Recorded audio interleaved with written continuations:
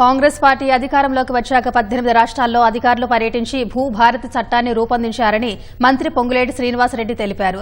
మంచిర్యాల జిల్లా భీమారంలో నిర్వహించిన భూభారతి చట్టం అవగాహన సదస్సులో పాల్గొన్న ఆయన ఈ చట్టంతో రైతులకు భరోసా ఏర్పడిందన్నారు. జిల్లాలో పైలట్ ప్రాజెక్టుగా ఎంపిక చేసిన భీమారం మండలంలో 2200 సమస్యలు పరిష్కారం కోసం దరఖాస్తులు వచ్చాయని ఆయన వెల్లడించారు. అందులో 1100 సమస్యలు కేవలం సాదా బైనామాకు సంబంధించినవే అని వ్యాఖ్యానించారు.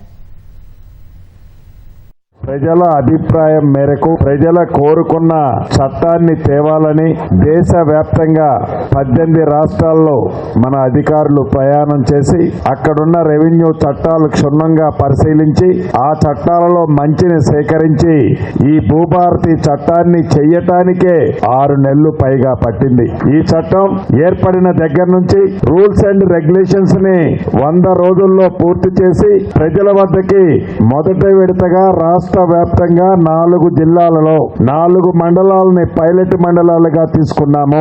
ప్రతి జిల్లాలో ఒక మండలాన్ని పైలట్ గా తీసుకుని మొదట తీసుకున్న 4 రేపు రాష్ట్ర అవతరణ దినోత్సవం 2వ తారీఖు జూన్ నాడు ఆ మండలాల్లో ఉండే సమస్యలని శాశ్వతంగా పరిష్కరించడానికి ప్రణాళిక రూపొందించి ఆ సమస్యల్ని పరిష్కరిస్తున్నాము.